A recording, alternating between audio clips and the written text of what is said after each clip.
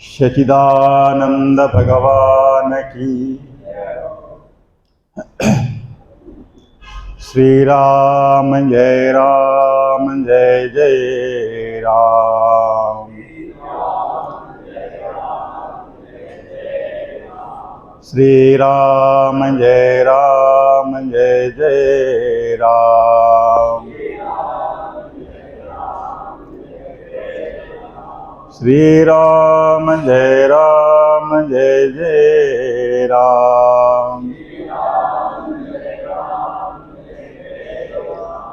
श्री राम जय जय राम।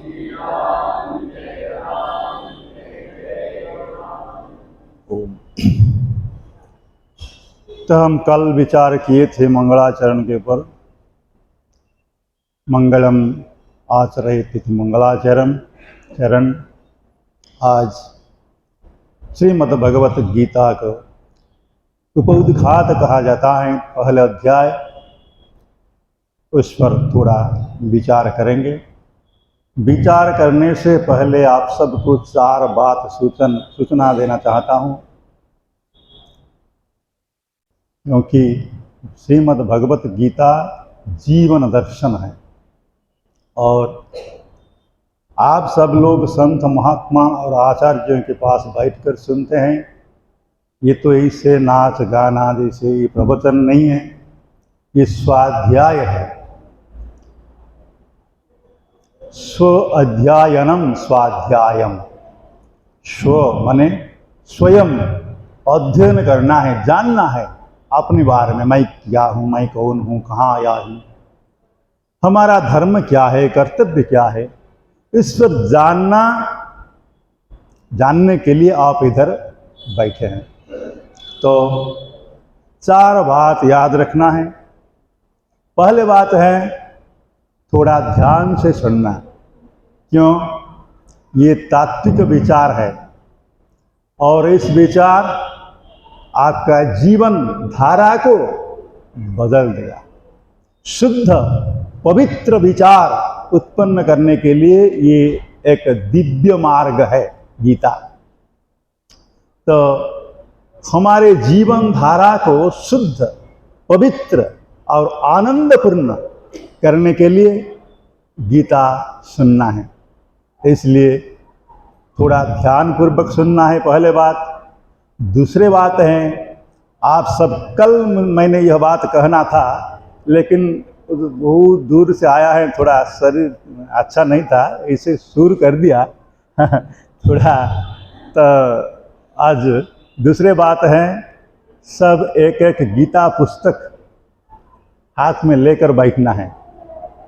आपके पास है तो गीता रह सकते, नहीं तो यहाँ पर यदि गीता कुछ है तो सबको देने से अच्छा होगा। नहीं तो आप घर से ले आकर, सबके पास गीता पुस्तक रहना चाहिए।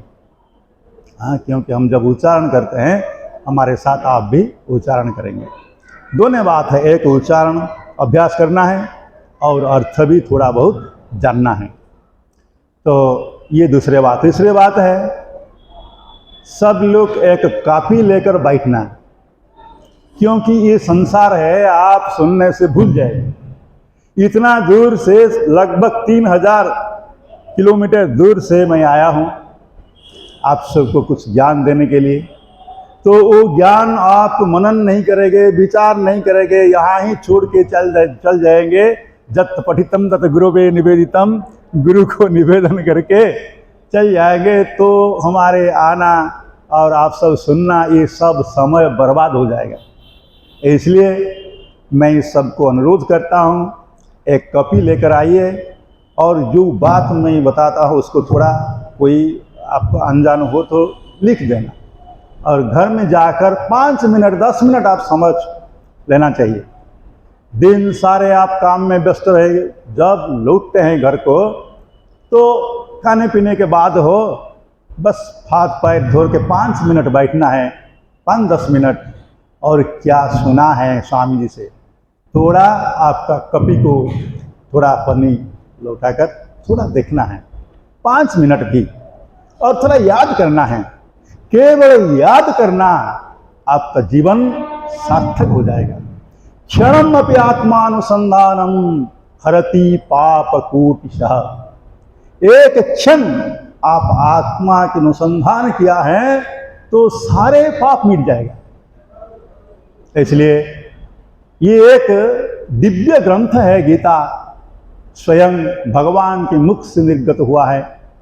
इसलिए आप सब ध्यानपूर्वक सुनना, हाथ में कॉपी लेके बैठना और गीता पुस्तक सबके हाथ में रहना।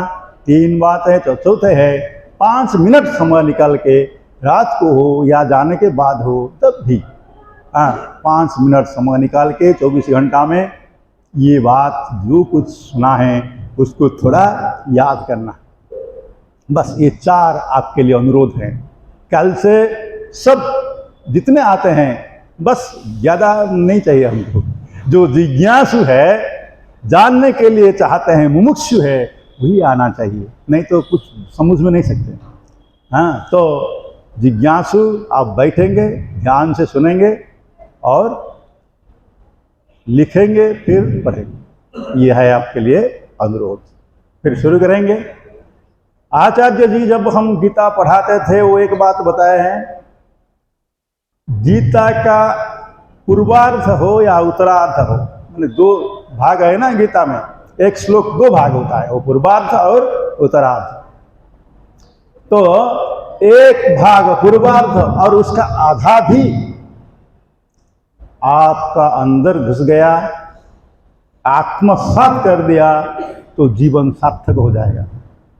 सारे गीता एक एक सूत्र वाक्य है। जैसे ब्रह्म सूत्र में अथातो ब्रह्म जिज्ञासा, ये ब्रह्म शब्द एक ही शब्द है। ये ब्रह्म शब्द में सारे सूत्र, 4 अध्याय का जितने अधिकरण हैं, जितने सूत्र हैं, सब समाया है एक शब्द ब्रह्म से। और किसके लिए है? जिज्ञासु के लिए। अथातो ब्रह्म जिज्ञासा, तो जो ब्रह्म को जिज्ञासा करते हैं, जानने की इच्छा होती है, उसके लिए ही ये ब्रह्म सूत्र है। इसी प्रकार गीता भी जो अपने जीवन को सुधारना चाहता है और एक दिव्य जीवन बिताना चाहता है, उसके लिए ये गीता है। हाँ, तो देखिए पहले श्लोक में कैसे सारा गीता समाया हुआ है, सारे गीता। हाँ, तो हम विचार करेंगे। पहले है धृतराष्ट्र उवाच, ध्रुव धातु से धृत उत्पन्न हुआ है, धारयति, जो राष्ट्र को धारण करता है। किसी प्रकार वो अंध है। हाँ, केवल आंख से अंध नहीं, ज्ञान से भी अंध है। ज्ञान भी नहीं है। हाँ, मोह से भरा हुआ जीवन है। हाँ, अज्ञान और भ्रांति ज्ञान दोनों मिलकर जिसके पास है वो अंधाई है। आंख रहने पर भी वो अंध है। क्या दिखता है? ये संसार जो मिथ्या है उसको देखता है, वो काल्पनिक संसार है, वो कल्पना से निर्मित ये संसार को हम ये चर्म चक्षु से देखते हैं। वो मिथ्या जो नहीं है उसको देख रहे हैं, जो है उसको देखने के लिए जो ज्ञान की आवश्यकता है, जो उसको ज्ञान चक्षु हो जाता है, वो आपके पास नहीं है। इसलिए वो अंधे ही है। हम सब धृतराष्ट्र ही है, ये सब इधर बैठे हैं। क्यों? जो मिथ्या है, जो नहीं है, उसको देख रहे हैं, जो है उसको नहीं देखते हैं। तो वो धृतराष्ट्र हुआ। तो धृतराष्ट्र पूछते हैं क्या? धर्म क्षेत्रे कुरुक्षेत्रे समवेतायुत्सवः मामकाः पांडवाश्चैव किमकुर्वत संजय। 2 श्लोक में पूर्वार्ध है, धर्म क्षेत्रे कुरुक्षेत्रे समवेता युयुत्सवः। मैंने बोला पूर्वार्ध के आधा भी आप डाइजेस्ट कर लेंगे, अर्थात आत्मसात कर लें, तो गीता संपूर्ण हो जाएगा आपको। तो आधा क्या है? धर्म क्षेत्रे कुरुक्षेत्रे। अच्छा, संस्कृत में ऐसे है जैसे हमारा हिंदी भाषा में पहले कर्ता रहता है, उसके बाद कर्म है और क्रिया है, नहीं तो वाक्य संपूर्ण नहीं होता। लेकिन संस्कृत में आप पहले कर्ता रख सकते हैं, पहले क्रिया रख सकते हैं, उसके बाद कर्ता रख सकते हैं, उसके बाद कर्म रख सकते हैं, वो कुछ फर्क नहीं है। जैसे मैं खाता हूँ, मैं भात खाता हूँ, रोटी खाता हूँ, बस आप इसको उलट बदल है रोटी खाता, ऐसे आप अलग अलग करके रख सकते, लिख सकते हैं। उसी प्रकार धर्म क्षेत्रे कुरुक्षेत्रे इतना शब्द जो है उसको थोड़ा हम दो क्षेत्र शब्द को पहले रख देंगे। क्षेत्रे क्षेत्रे धर्मम कुरु, हो गया, वाक्य हो गया, विग्रह वाक्य हो गया। क्या हुआ? क्षेत्रे क्षेत्रे धर्मम कुरु, ये हो गया सूत्र वाक्य। ये सारे गीता इसमें है। कैसे? क्षेत्र क्या है? अनेक प्रकार क्षेत्र है। परिवार भी एक क्षेत्र है। आप जहां नौकर करते हैं, सर्विस करते हैं, वहां भी एक क्षेत्र है। कोई किसान है, वो खेत को जाता है, वह भी एक क्षेत्र है। कोई व्यवसाय है, अपना व्यवसाय करता है, वो भी एक क्षेत्र है। क्षेत्रे क्षेत्रे धर्मम कुरु, आप जिस क्षेत्र में हैं उस क्षेत्र में क्या करना चाहिए, धर्म क्या है, कैसे धर्म करना चाहिए, ये है गीता। हो गया सारे गीता का अर्थ। आप परिवार में हैं, आप पिता हैं, पिता का धर्म क्या होता है, माता है, माता का धर्म क्या होता है, एक पुत्र है, पुत्र का धर्म क्या होता है, बस। इस प्रकार आप किसान हैं, खेत को जाते हैं, हाँ, बीज बोते हैं, तो क्या कैसे बोना चाहिए, और वो जो शस्य उत्पादन होगा, उत्पन्न होगा, तो कैसे होना चाहिए, क्योंकि पशु पक्षी सारे संसार किसान के पर निर्भर करते हैं। और वो यदि कुछ मिला जुला हो गया तो संसार में क्या होगा? तो ये भी धर्म करना चाहिए, ये धर्म है। किसान कैसे धर्म करना चाहिए, व्यवसाय कैसे व्यवसाय करना चाहिए, अर्थ आप रोजगार करते हैं, धर्म अर्थ काम, ये तीन पुरुषार्थ प्रेम मार्ग का है। हाँ, मैंने बताया था कल दो धर्म हैं, निवृत्ति मार्ग और प्रवृत्ति मार्ग। तो धर्म अर्थ काम ये तीन पुरुषार्थ प्रवृत्ति मार्ग का है। तो हम प्रवृत्ति मार्ग में जाएंगे, जानना चाहिए क्या धर्म है, कैसे धर्म करना है, और नियत कर्म जो कहते हैं, नित्य कर्म नैमित्तिक कर्म क्या है, हमारा नित्य कर्म क्या है, ब्राह्मण कैसे नित्य कर्म करना है, क्षत्रिय कैसे करना है, और शूद्र कैसे करना है, वैश्य कैसे करना है, ये सारे तत्व, धर्म तत्व, सारे धर्म तत्व गीता में निहित है। इतना नहीं, धर्म के पर जो सत्य है, धर्म के ऊर्ध्व, जैसे अंत में कहते हैं सर्वधर्मान परित्यज्य मामेकं शरणं व्रज अहं त्वा सर्व पापेभ्यो मोक्षयिष्यामि मा शुच। तो धर्म के परे जो सत्य है उसको भी जानना है, हाँ, ये भी बताते हैं गीता में। तो सारे गीता ये सूत्र वाक्य में निहित है। क्या? क्षेत्रे क्षेत्रे धर्मम कुरु। देखिए कितनी सुंदर गीता है, हाँ, क्षेत्रे क्षेत्रे धर्मम कुरु। इस शब्द को आप जान लिया, अच्छा तरह जान लिया और आत्मसात कर लिया तो बेड़ा पार हो जाएगा, जन्म मृत्यु चक्र से उद्धार मिल जाए। एक ही है, आधा से आधा है, हाँ।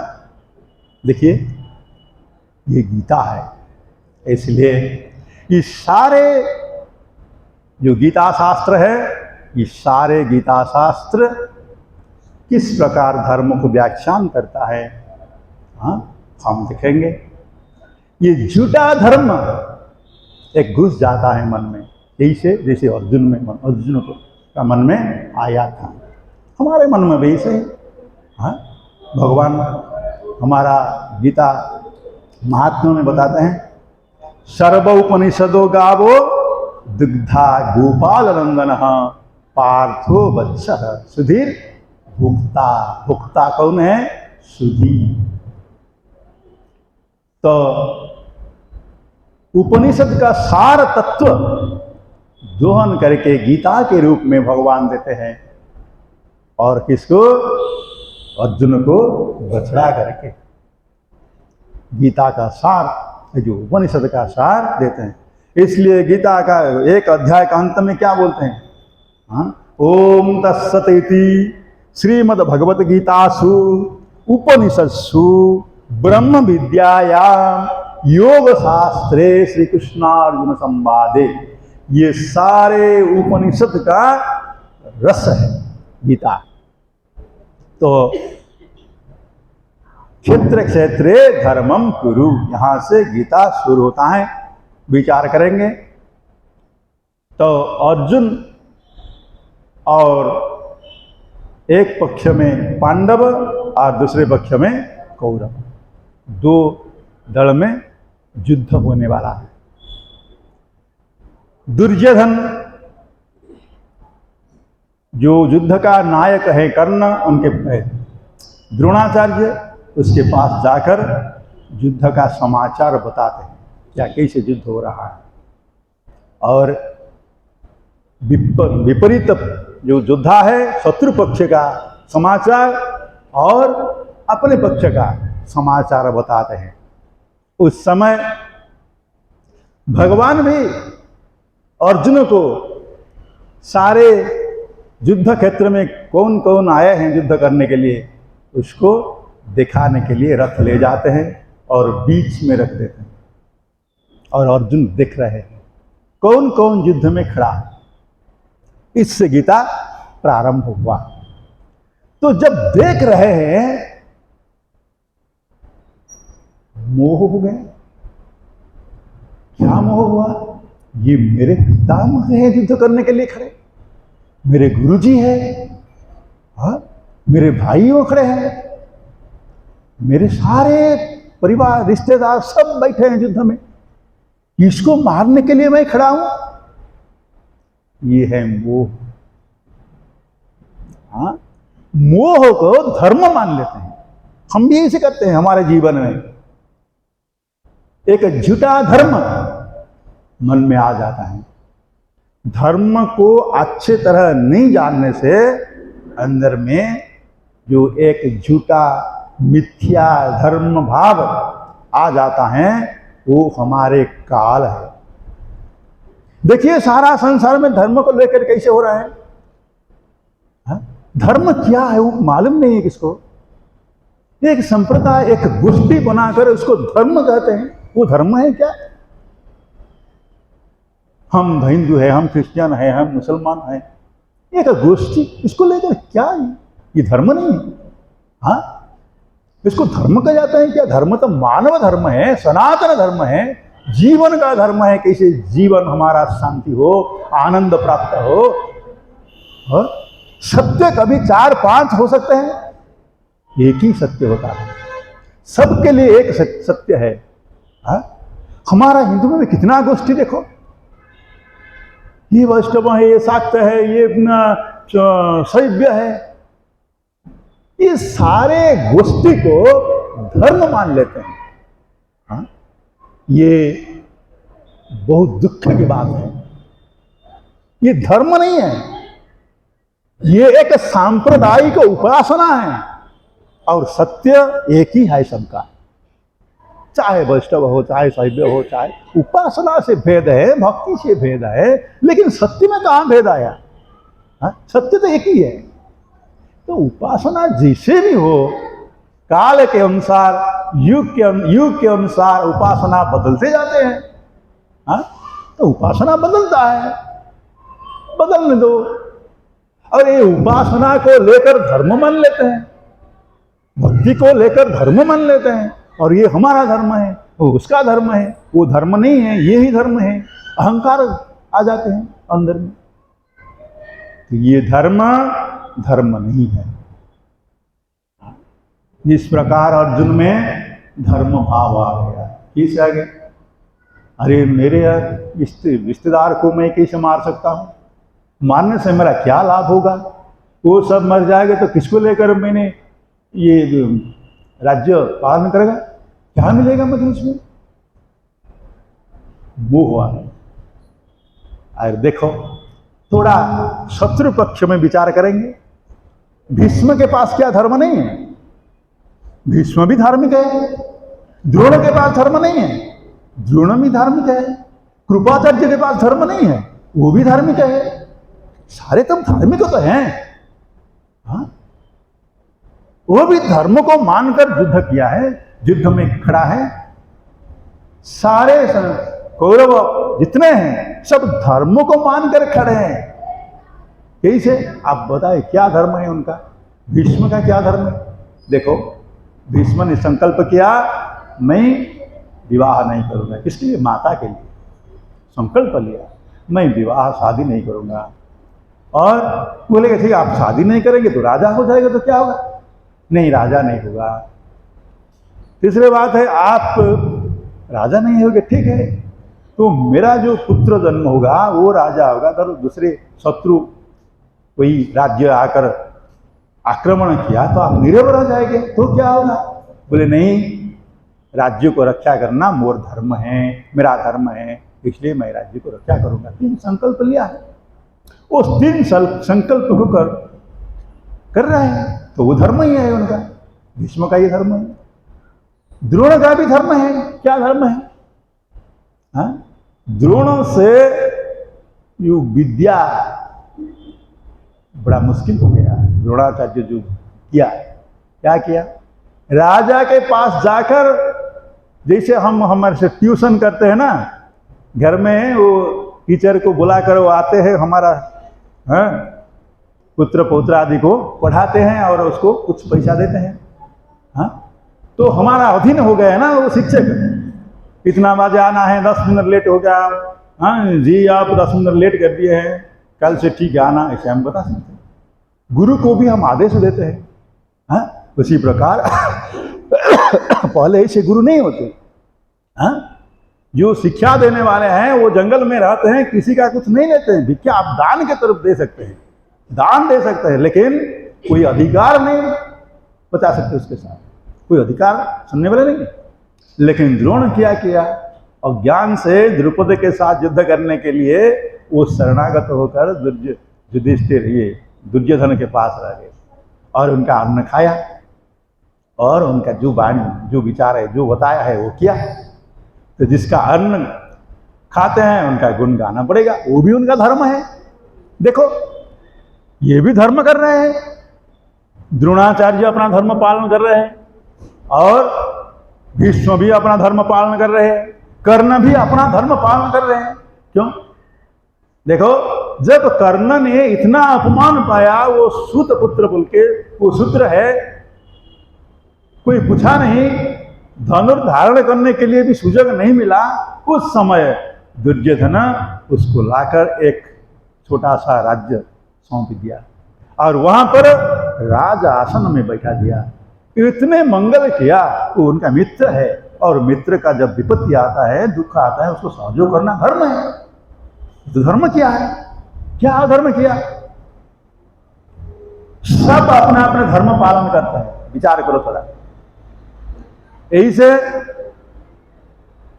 जब अर्जुन भी धर्म बताते हैं, क्या धर्म है? मैं युद्ध करूंगा तो 3 दोष हमारे पास आ जाएंगे, मेरे पास आ जाएगा। 3 प्रकार पाप। क्या है? पहले पाप होता है सारे रिश्तेदारों के साथ युद्ध करना, और सबसे बड़ा पाप है गुरु के साथ युद्ध करना।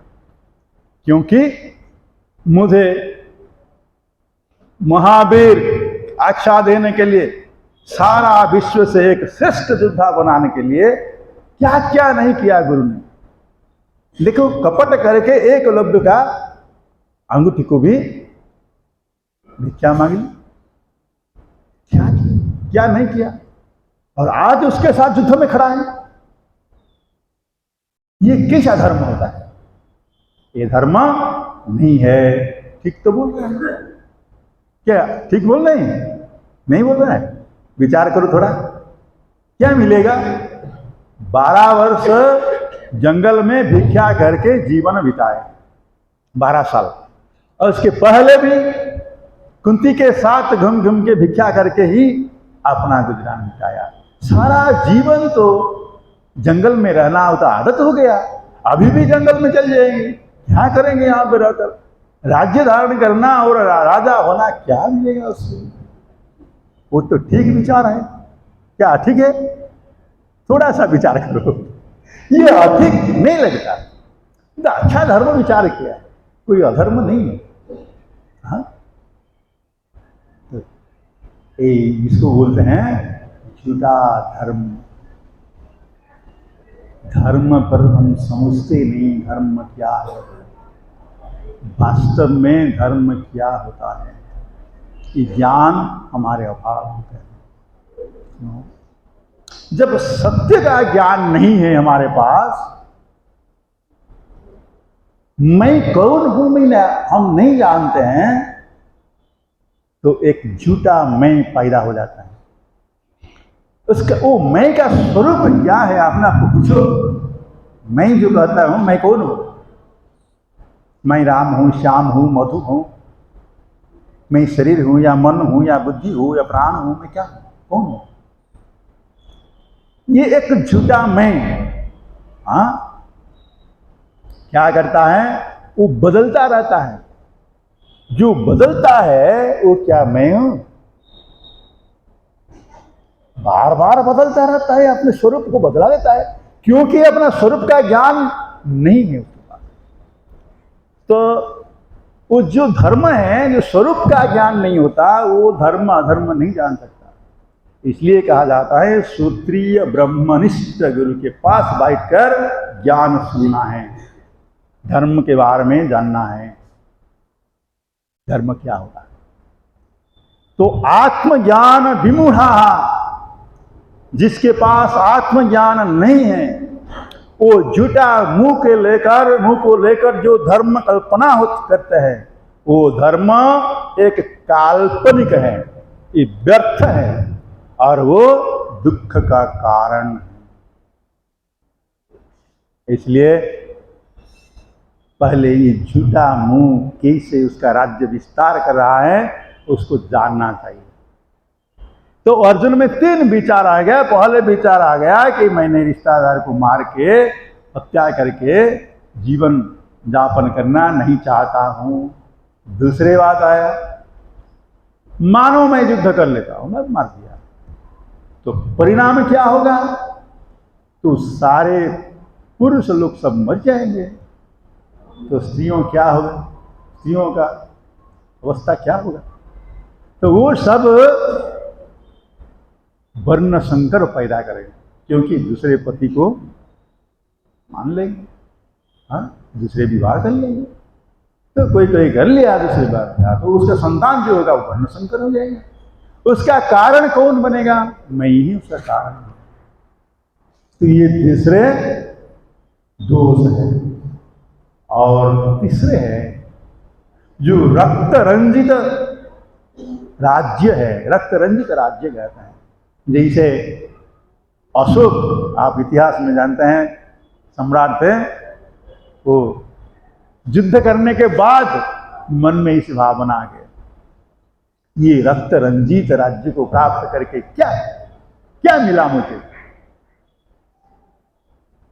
हाँ, चंडाशोक धर्माशोक बन गया, क्या मिला? तो उसी प्रकार धर्म भावना अंदर आ जाती है।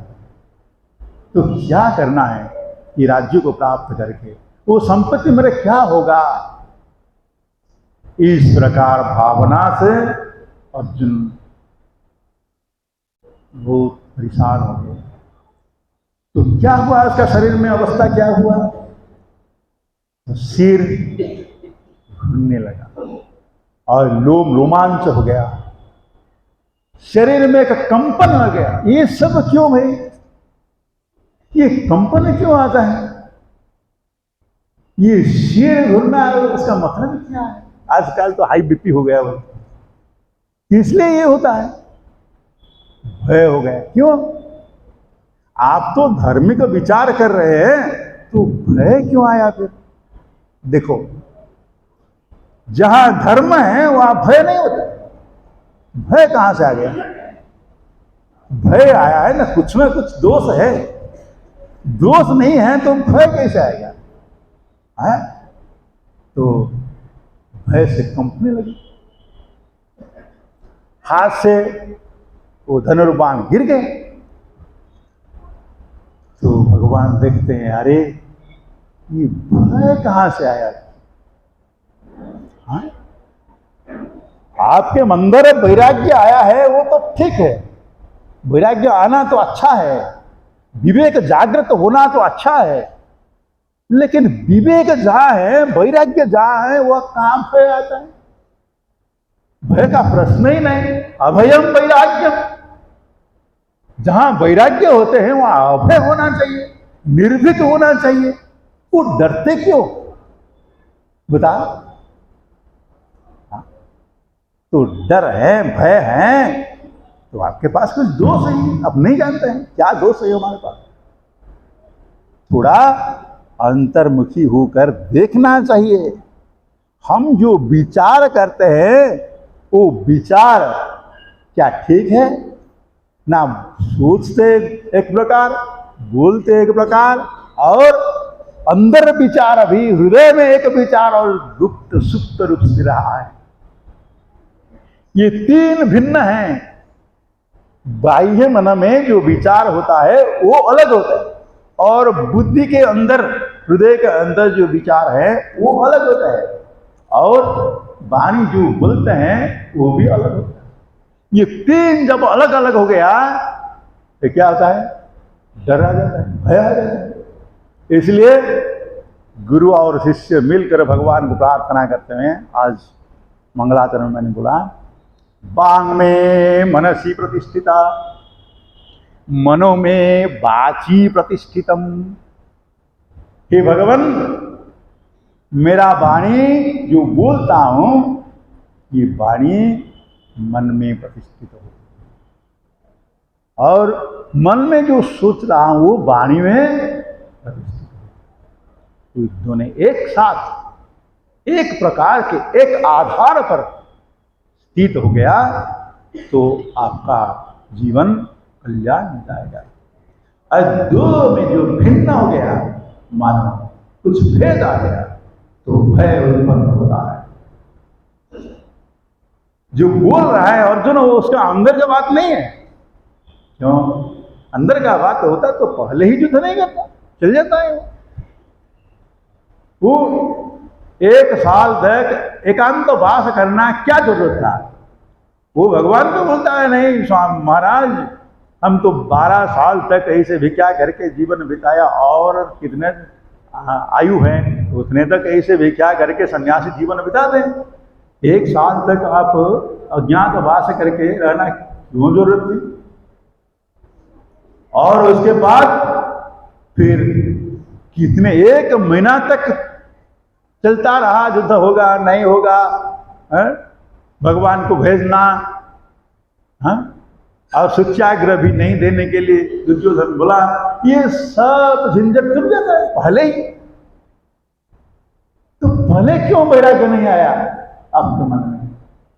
और जब युद्ध आरंभ होगा, शंख नाद हो गया, और भीष्म देख रहे हैं कि भगवान का इशारा चाहिए, और सारे शत्रुओं और मित्र पार्टी जितने हैं सब भीष्म श्रेष्ठ हैं, तो भीष्म को देख रहे हैं।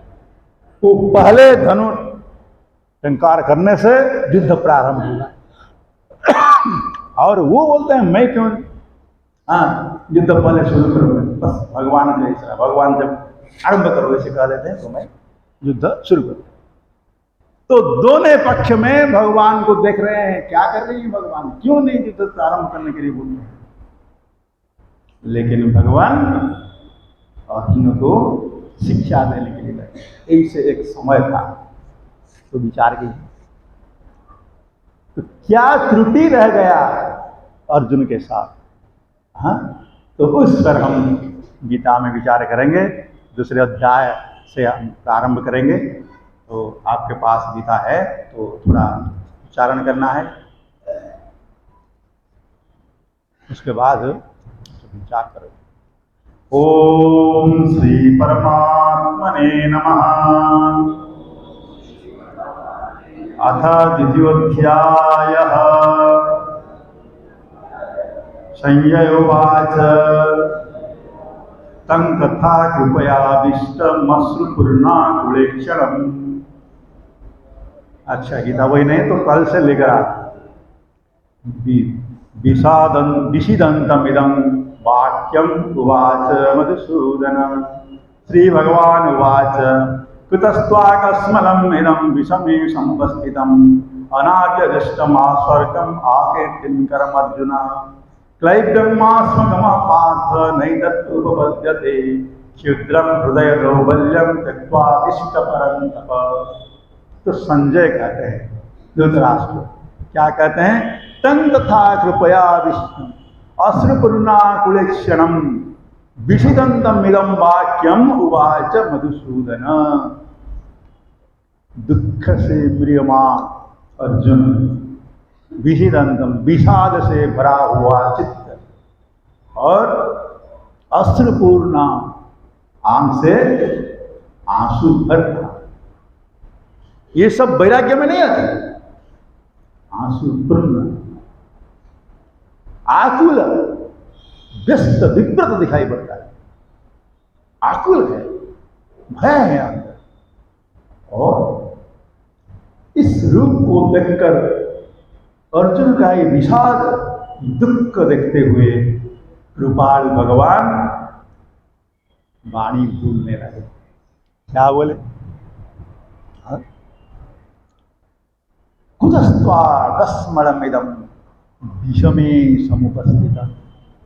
ये अर्जुन कुतः, क्यों इस अवस्था में, इस विषम अवस्था अर्थात युद्ध शुरू होने वाला है, इस समय आपका यह अवस्था, धनुर्बाण गिर गया, वाणी बोल नहीं सकते, आंख से आंसू है, तो क्या होगा? युद्ध कैसे होगा? हाँ, आश्चर्य होकर कहते हैं ये अनार्य दुष्टम, ये अनार्य है। आर्य शब्द का अर्थ वीर, वीर को आर्य कहते हैं। आप महावीर हैं, ये दुर्बल हो जाते हैं। याद रखना, जब मोह आ जाते हैं मन में तो सारे बल नष्ट कर देता है। चार चीज आपका नष्ट हो जाता है, बल, वीर्य, शक्ति और जस, कीर्ति। ये चार नष्ट हो जाते हैं जब वो अंदर घुस गया। क्या क्या याद रखना? बल, बल किसको बोलते हैं? सामर्थ्य है, कुछ करने का ताकत, बल है। और वीर्य, वीर्य अंदर दो प्रकार बल हो जाए। जो बाह्य जो बल है जिससे हम कुछ उठा सकते हैं, फेंक सकते हैं, शारीरिक बल जो है वो बाह्य, इसको बल कहा जाता है। वीर्य कहा जाता है अंतर बल, वो आध्यात्म बल भी कह सकते हैं, वो नष्ट हो जाता है। जो धर्म का बल है वो भी नष्ट हो जाता है, इसको वीर्य कहा जाता है। धार्मिक बल और शारीरिक बल ये बल है, और धार्मिक बल, उपासना में जो बल होता है वो वीर्य कहा जाता है, वो वीर्य भी नष्ट हो जाता है।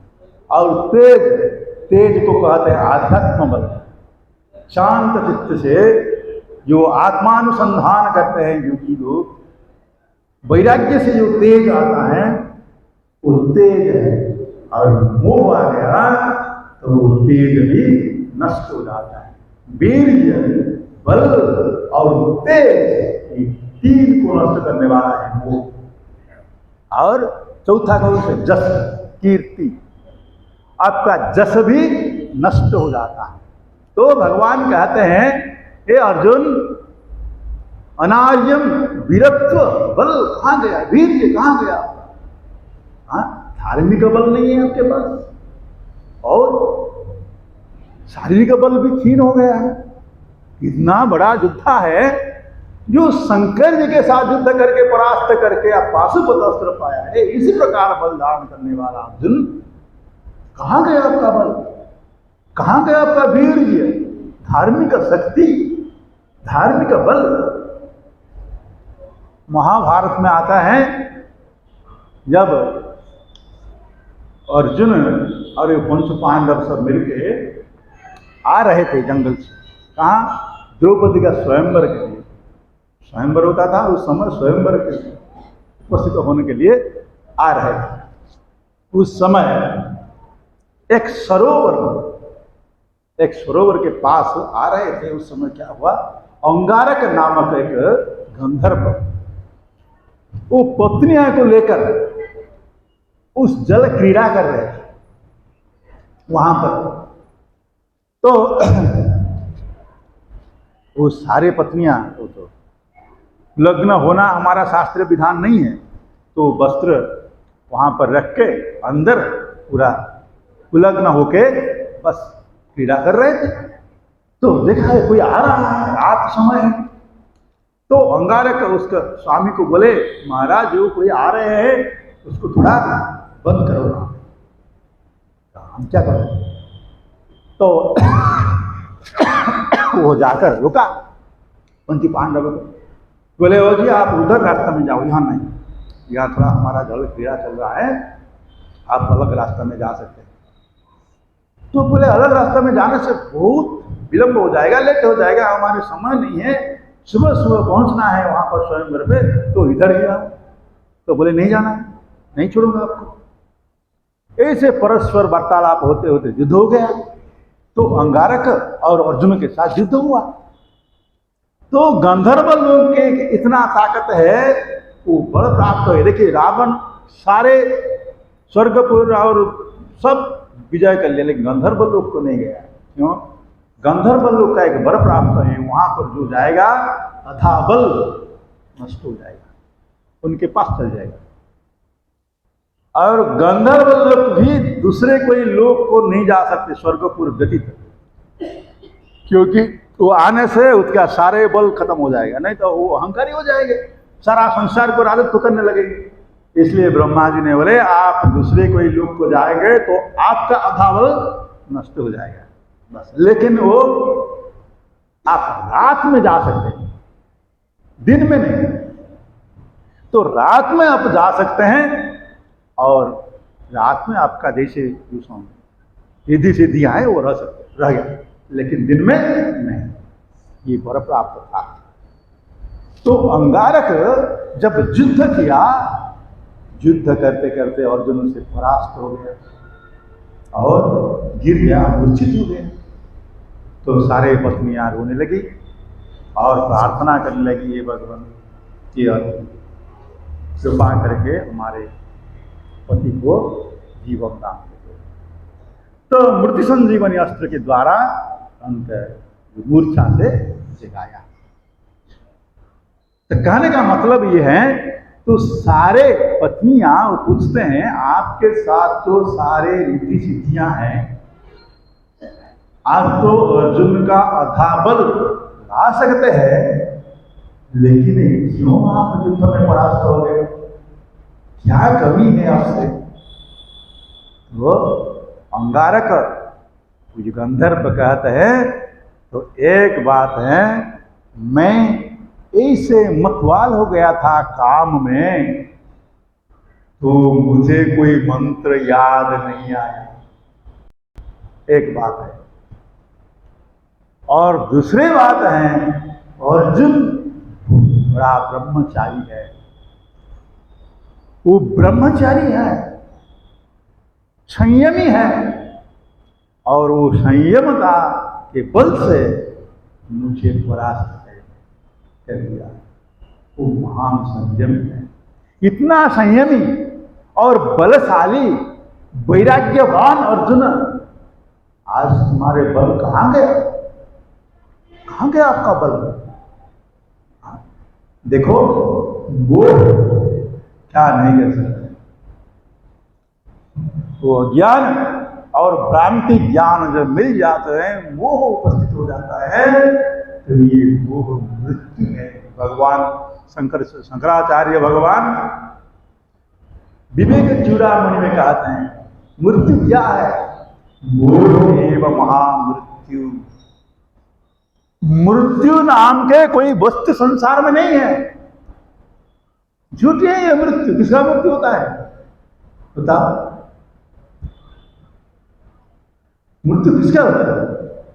हाँ, शरीर का मृत्यु कहते हैं। शरीर तो पड़ा है, आप देख रहे हैं, आप उसको स्मशान को लेकर वो जला देंगे या कुछ भी करेंगे। शरीर तो आपके पास है। और किसका मृत्यु हुआ है? कौन विनाश किसका हुआ है? सूक्ष्म शरीर तो चल गया। और अच्छा, ये स्थूल शरीर को छोड़कर सूक्ष्म शरीर, दूसरे शरीर को जाना, इसको आप मृत्यु कहते हैं ना। हाँ, मृत्यु का अर्थ नाश है। कौन किसका नाश नहीं हुआ? शरीर को आप दाह करेंगे, जला देंगे या जमीन में डालेंगे, जो कुछ करेंगे, गंगा जल में विसर्जन करेंगे, जो कुछ करना है, तो शरीर का आप करेंगे। नाश किसका हुआ? आत्मा तो अविनाशी है, सूक्ष्म शरीर भी अविनाशी है। हाँ, वो विनाश नहीं होता है। जब विनाश होता तो क्यों जाए? तो इस प्रकार विनाश किसका? इसलिए मोह एवं महामृत्यु मुमुक्षु बहुरादिषु। देह के साथ हमारा मोह है, तादात्म्य है कि शरीर में हूं, और मन में दो प्रकार के द्वंद्व आ जाते हैं। क्या द्वंद्व है? प्रत्येक जीव जन्म होने के बाद जीने के लिए चाहते हैं। क्या आप बता सकते हैं मैं जीने के लिए नहीं चाहता?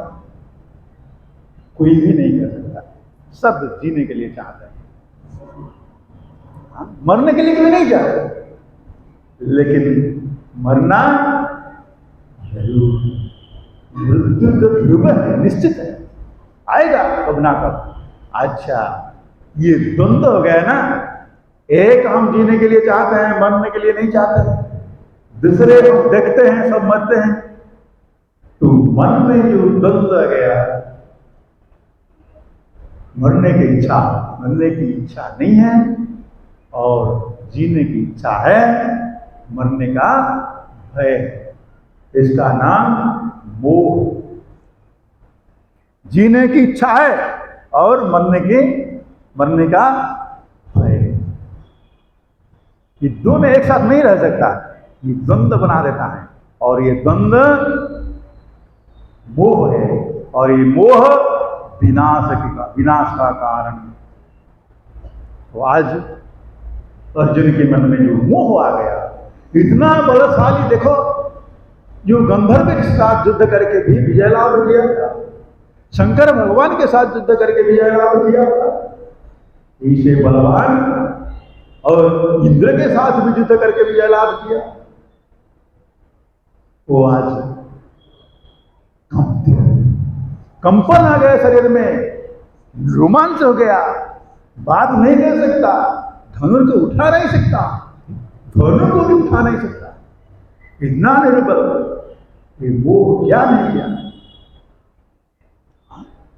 तो कहते हैं, हे अर्जुन, अनार्य विष्णम, आप आर्य है, आप वीर है। गुरु क्या करते हैं? गुरु का काम क्या है? आचार्यों का काम क्या है? ये काम है आपके अंदर जो अज्ञानता है उसको जगाना, और कुछ काम नहीं है। अरे आप वीर है, वीरत्व आपका कहां चल गया? आपका वीर्य बल कहां गया? वो आध्यात्मिक बल, धर्म का बल, संयम का बल और शारीरिक बल सब कहां चल गए? मोह से। उठो, उत्तिष्ठ, जागृत। कठोपनिषद में कहा जाता है, उत्तिष्ठत जागृत प्राप्य वरान् निबोधत। उत्तिष्ठत जागृत प्राप्य वरान् निबोधत। श्रेष्ठ, श्रोत्रिय ब्रह्मनिष्ठ गुरु के पास जाकर ज्ञान सुनो, वेदांत विज्ञान सुनिश्चितार्थ संन्यास जुगात ते शुद्ध सत्वा ते ब्रह्मलोकेषु परांत काले परामृता परिमुच्यन्ति सर्वे। वेदांत विज्ञान का जो निश्चित अर्थ है वो ब्रह्म, वो परमात्मा, उसको जानो। और जानने से क्या होगा? संन्यास योगात, ऐसे ज्ञान नहीं होगा। संन्यास योगात, त्याग से। त्याग रूपक ताकत, त्याग जब अंदर में आ गया तो आप ज्ञान सुन सकते हैं। त्याग नहीं है तो ज्ञान अंदर नहीं जाएगा। गीता में भी भगवान कहे त्याग ही पुरुष व्याघ्र। तो त्याग क्या है? त्याग का अर्थ नहीं है वो घर छोड़ देना, संसार छोड़ देना, धन छोड़ देना, ये त्याग नहीं है। त्याग किसको कहते हैं? तृष्णा त्याग है। तृष्णा त्याग, तृष्णा का आशा है। मूढ़ जही ही धनागम तृष्णा कुरुसत बुद्धि मनसी भी तृष्णा जल्लभ से निज कर्मोपातम वित्तम तेन विनोदय चित्तम। भगवान शंकर कहते हैं मूढ़ जही ही त्याग करो। क्या त्याग करना प्रभु? धन, धन नहीं, धनागम तृष्णा। धन क्या है? वो जड़। धन क्या करेगा आपको? धनागम तृष्णा त्याग करो, वो तो जड़ है। वो व्यवहार के लिए आता है, उसका काम कुछ नहीं है। वो क्या चेतन है? आनंद कहां पर है? चेतन में आनंद है, जड़ में आनंद है थोड़ी। धन तो जड़ है, वो एक पेपर का टुकड़ा है। तो क्या है? आप इस पेपर को लेकर अमेरिका चल जाएंगे, वो क्या? वो फेंक देंगे, उसका कुछ काम नहीं है। कोई दूसरे देश में चल जाएंगे, वो क्या होगा? वो 500 रुपया, 2000 रुपया, 10, 15, 50 लेकर जाओ, 1 करोड़ पैसा लेकर भी जाओ, क्या होगा? नहीं ना पड़ेगा। नहीं तो फिर बैंक में जाकर वो चेंज करना पड़ेगा, नहीं तो कुछ मूल्य में नहीं है। वो टुकड़ा है, उसमें क्या है? ये क्या सुख देगा आपको? अब दुख कौन देता है? थोड़ा सोचना चाहिए। आपका तृष्णा दुख, आपके तृष्णा दुख देते हैं। तृष्णा से आप दुख प्राप्त करते हैं, धन से नहीं। और धन आगम तृष्णा कैसे आपसे निकल जाएगा? छुटकारा मिलेगा कैसे तृष्णा से? कहते हैं गुरु सद्बुद्धि। सद्बुद्धि होना चाहिए, विवेक जागना चाहिए। विवेकी पुरुष ही तृष्णा को त्याग कर सकते हैं, नहीं तो तृष्णा त्याग नहीं हो। और वो सन्यासी है जो तृष्णा को त्याग करे, उसके पास तृष्णा नहीं है। हाँ, एक मजा बात सुनाओ आपको। तो एक बार क्या है, एक संत महात्मा ने ट्रेन में जा रहे थे, वो फर्स्ट क्लास टिकट था उसमें, तो बहुत सारे सामान था। 2-4 स्थान घूमते घूमते ज्यादा सामान हो गया। और 2-4 बड़ा बड़ा बैग है, वो आटा है, वो लेकर एक ही उनके साथ जो ब्रह्मचारी थे वो बड़ा परेशान हो गए लेते हैं। और चारों तरफ ट्रेन में बस उसका सामान ही भर गया। तो एक सेठ आया, तो उसका भी ज्यादा सामान था। देखा है ये सारे सामान वहां वो बाबा जी रख दिया है, तो हमारे सामान फिर कहाँ रखेंगे? हंसी है, बाबा जी है, आप साथ में इतना सामान लेके घूमते हैं।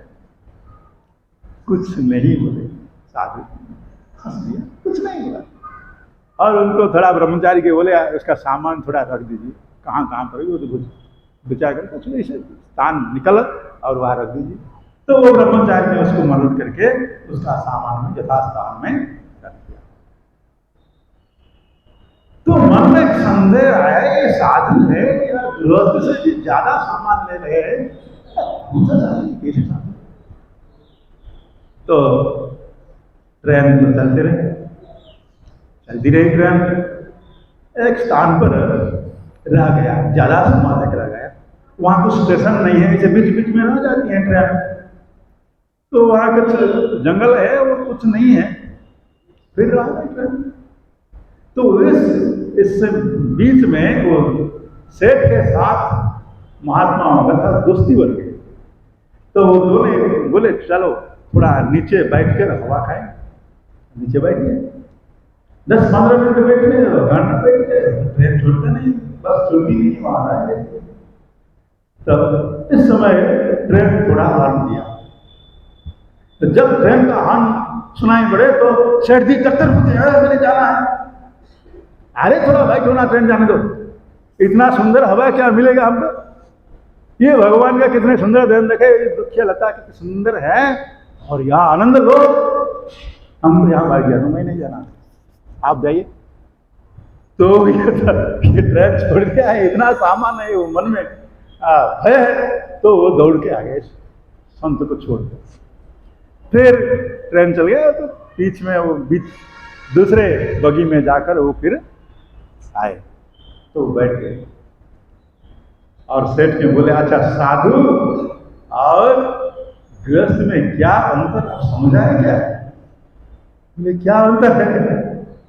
तो आपका अंतर है वो सामान पर आपका ध्यान रहता है, हमारे सामान पर ध्यान नहीं है, भगवान के पर ध्यान है। ये सामान तो आश्रम के लिए है, आश्रम वासियों के लिए है, जितने आश्रम में रहते हैं उनको सेवा में लग जाए। थोड़ी हमारे तो 2 वस्त्र चाहिए, और क्या चाहिए हमको, थोड़ा शरीर को रखने के लिए थोड़ा बस कुछ भिक्षा और शरीर निकालना। जितना धन संपत्ति है किसके लिए? दूसरे के लिए है, हमारे के लिए थोड़ी। जितने बड़ा आश्रम देखो, इतना संपत्ति है, आश्रम में क्या करते हैं? दूसरे के लिए है, साधु के लिए थोड़ी। तो समझ गए सर जी, हमारा अब क्षमा चाहता हूं, आपके माफी मांगता हूं। तो ये है साधु और गृहस्थ में अंतर।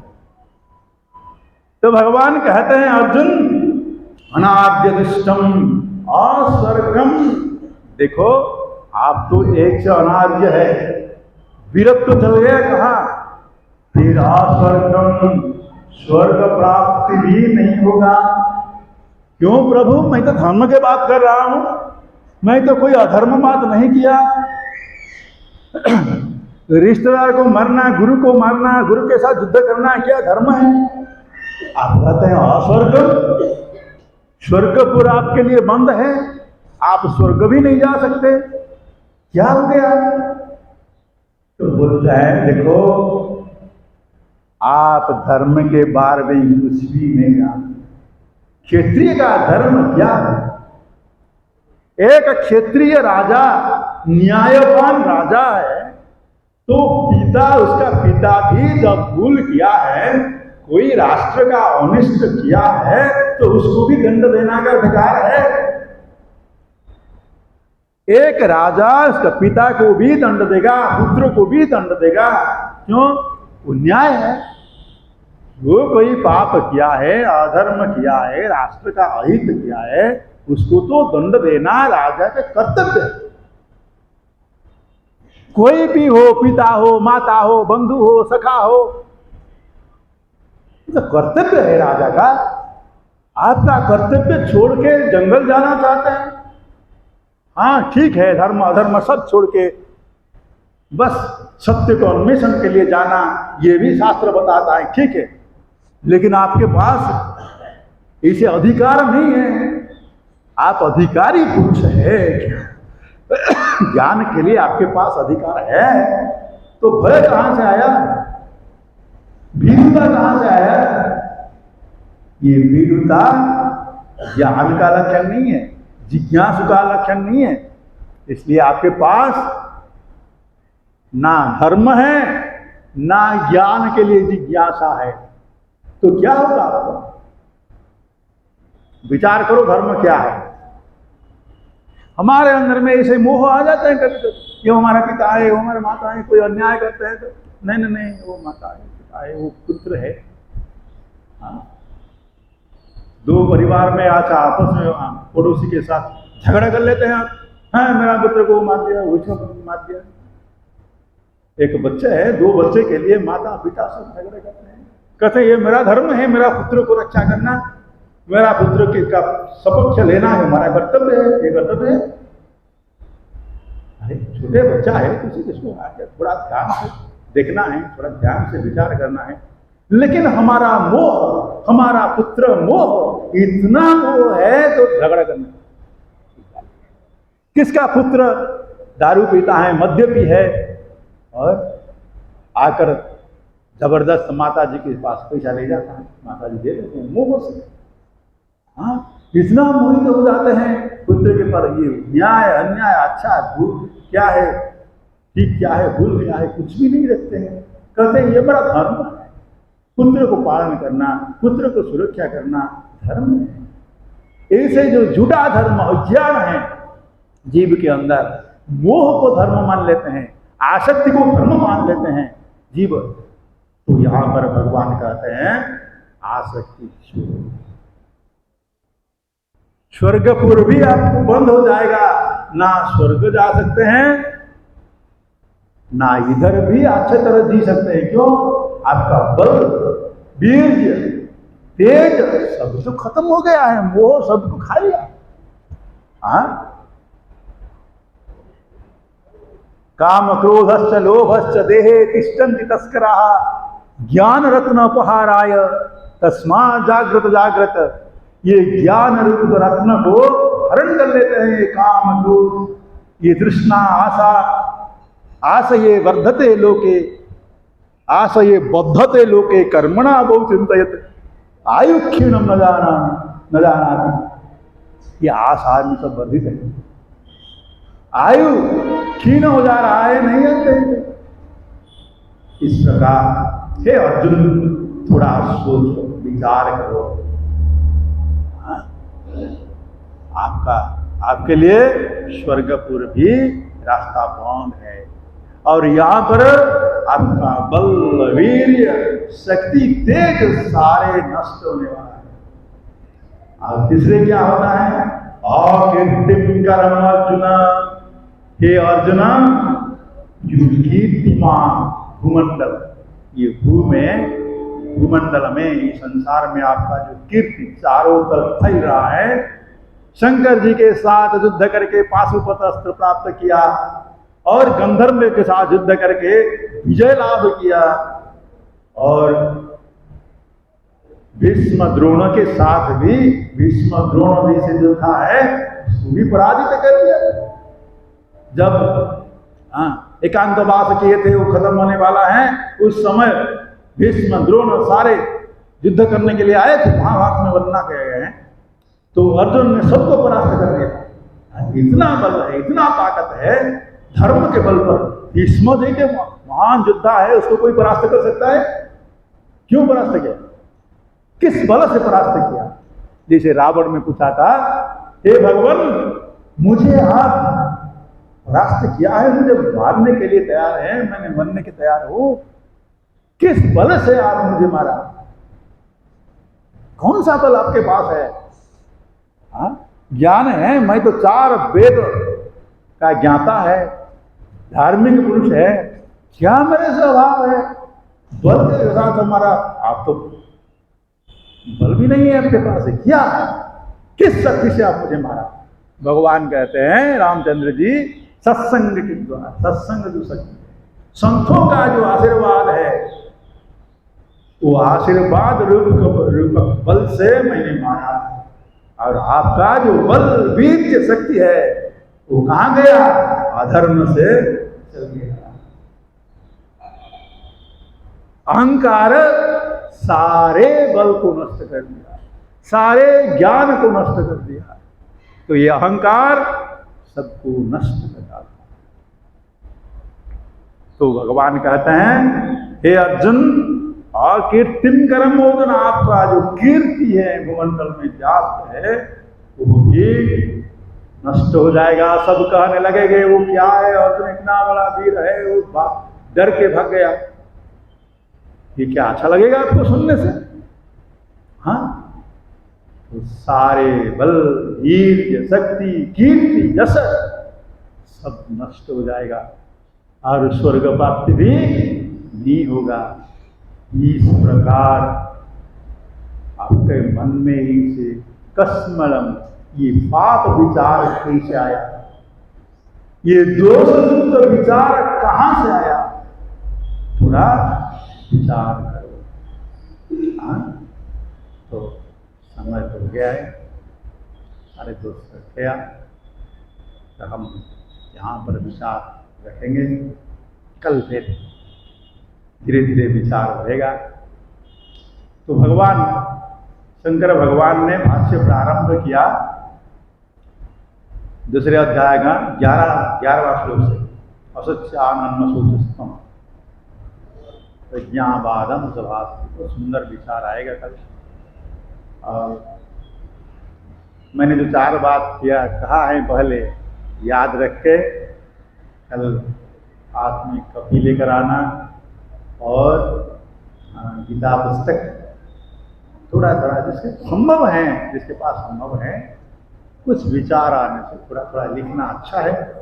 नहीं तो ये संसार में जो माया है, देवी भागवत में एक श्लोक कहते हैं, ज्ञानिनाम अभिचेतांसी देवी भगवती सा बड़ाताकुष्य मोहाय महामाया प्रयच्छति। ज्ञानिनाम अभिचेतांसी, महाज्ञानियों को भी माँ भगवती माया स्वरूपिणी देवी बलपूर्वक आकर्षित करके मोह में डाल देते। तो विचार करो, जो सुनते हैं तो यहाँ से 10 गेट का पार होकर उधर जाने से सब भूल जाएंगे क्या सुना है। हाँ, थोड़ा विचार करना है। और हमारा जीवन में क्या क्या दोष है, स्वामी जी जो बोले हैं उसमें क्या क्या दोष हमारे जीवन में है, उसको थोड़ा सुधारना है और एक अच्छा जीवन यापन करने के लिए प्रयास करना है। वो सब विचार महामाया क्या करेंगे, भुला देंगे।